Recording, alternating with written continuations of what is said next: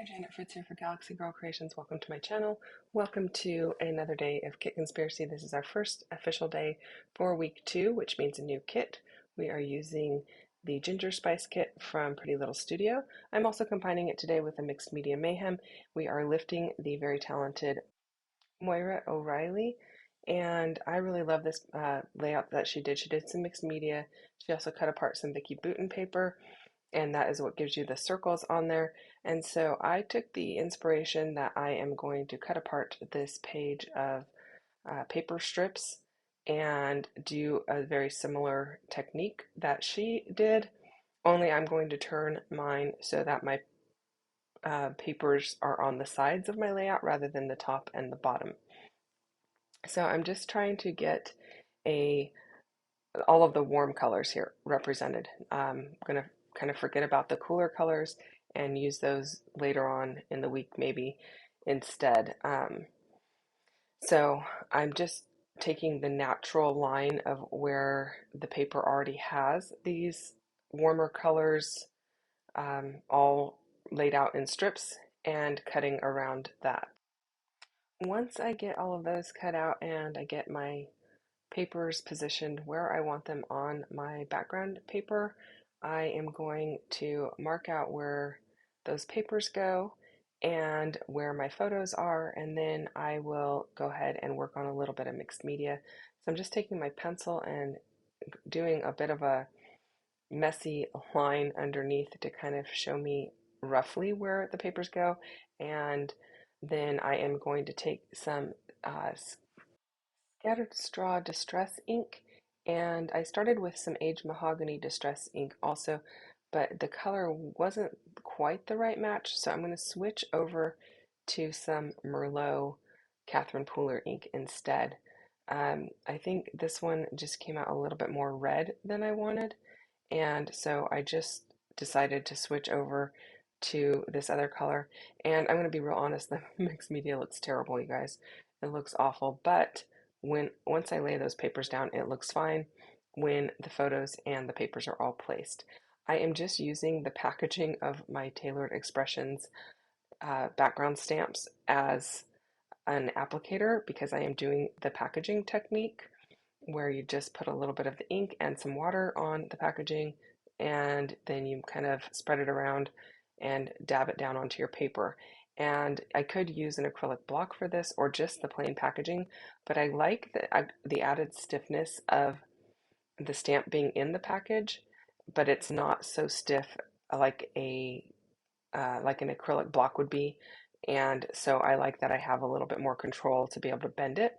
So that's why I'm using that, and then I'm just mushing it down onto my paper. And again, it looks terrible, but it's going to look good once everything is on there.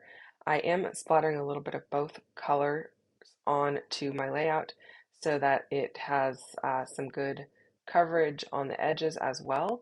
And I like the way that that looks. I believe Moira also used a packaging technique on her layout. I think she has a video for that one. I think I remember watching it. So if I can find a link for that, I will put it down below also so you can see her original. And then I am just really loosely putting a little bit of the color onto my papers just to kind of blend it a little bit better. And I am using a really watered down color on these papers. Now, these papers are also a little bit on the glossy side, so they don't take the saturation as much as a regular piece of cardstock. And so it automatically makes it a little bit lighter. And I really like the way that that ends up looking. So I know it looks like a hot mess right now. I actually wasn't 100% sure this was going to work out, and I thought, oh, I'll just lay everything down and see how it looks. And then once I got the photos on there and the papers on there, I was happier with how it looked. So there is always the option to redo it. It is just plain white paper. It is actually close to my heart daisy paper that I'm using. And so I have quite a bit of that here because that's the main paper that I use in white these days. And so I figured I can always redo it. I'm not going to stop in the middle because oftentimes that is kind of like the thing with mixed media. It doesn't look great until you've got all of the rest of the stuff down. It can be it can look like a hot mess. So I am going through all of the little banner pieces that came in this collection. Now these banner pieces came in two sizes, so they're not a huge difference, maybe like a half inch to 3/4 of an inch in size difference. And so I just was kind of playing with those, seeing which ones I want. These are more photos from my niece's baby shower. This is a photo with a photo of her with each one of her girls at the baby shower. So um, I thought it would be really cute to just document, uh, mommy and the two girls individually. And so that's why I went with this. And they're all wearing like this matching sagey, dusty green color. And so I thought it went really well with this banner piece that has the greens in it. And the warm colors kind of played well with the photos and brings out their skin tones. So that was my thinking. And then I am pulling in plenty of pieces of the foliage or the leaf pack that we have in our stash, in our kits this week, and softening up the edges with some of those foliage pieces. My title here is just cute, and I know it's super hard to read on screen, but in person you can read it just fine. It's one of those really bright yellow gold. Uh, I don't think it's actually thicker brand, but it's a foam sticker, not foam, a puffy sticker that is super gold. And I know it's hard to read right over that banner, but in person it is not hard to read. So I'm going to go ahead and use those, or that word, just simply because these are cute photos. There wasn't really a whole lot of other reason that I wanted to have it as the title. And there's not a whole lot of reason for this layout except to document that both girls were there and, you know, use the really cute photos and have a good representation of them at their baby brother's baby shower. So I am popping up the banner piece onto some foam to give a little added dimension. I really like how that's looking. And again, tucking in some of the leaves in the on the outside of each of the photos. So bottom right, upper left of the two photos, just to give a diagonal, um, a diagonal design choice.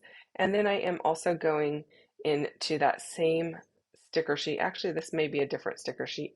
I have several of these gold puffy ones, and the golds are slightly different on them, but not enough to make a big difference if I use them not right next to each other.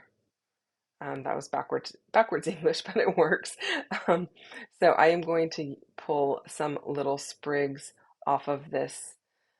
It's supposed to be one big leaf, but I cut it apart, and I like how it looks because I can have these little gold pieces tucked in and amongst the leaf foliage from the collection, and then it brings the gold into the other areas of the layout as well, and it's not really like an overdone type of thing. Like if I put a big, huge gold piece in the upper left, I didn't want it to like pull from the title, which is in the bottom right.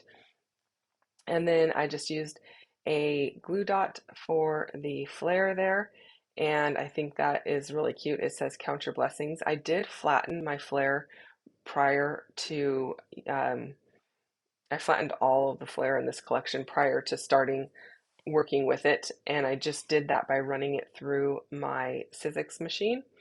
And I like the way it looks a lot better, although it's this particular flare from Pretty Little Studio does not flatten as nicely as, say, something from maybe Scrap and Happy Studio. I really love to flatten their canvas flare. These ones you can kind of see a wrinkle in the paper that creates the design inside the flare, but I'm not going to be super picky about it because, again, this is a mixed media layout. It's not meant for, um, you know, a really crisp, clean, perfect look. And I think that is the nice thing about mixed media. You can get away with a lot more when you have that rather than, like, say, a grid layout where if your lines are not perfectly aligned, you're going to notice. So You can get away with a bit here. I am just doing a sketchy line all the way around the layout, and then I am also going to do some stamping on it. So you'll see that in just a few moments here. While I do this, though, don't forget to check out everyone else playing along with Mixed Media Mayhem. We have a Facebook group you can go and join, and you can see the inspiration for all of the weeks to come, um, for over the next few weeks at least, in the albums section, and you can play along with us. And then don't forget to check out what MK has over on her channel. She is doing Mixed Media Mayhem as well, but she is also using her Kit Conspiracy kit, which is identical to mine. And we're both using this Ginger Snap collection, which is really fall looking, but again, I'm not using it for fall photos. So um, going a little outside the scope of what the collection was intended for, but I also really love doing that. So this sketchy stamp that I'm using, it's a stitching stamp, is from 49 and Market, and I don't believe they make it anymore. And I'm just stamping it down with archival ink so that the ink doesn't smudge. That is a permanent ink and that will dry and not smudge on my layout. And then that is it, you guys. Thank you so much for watching. If you have questions or comments, leave those down below. I'll get back to you as quickly as I can. I really appreciate you taking time to watch my channel today. Um, Come back again. I'll probably have a layout for you tomorrow as a bonus layout, but I will definitely have one on Sunday, so I'll see you then.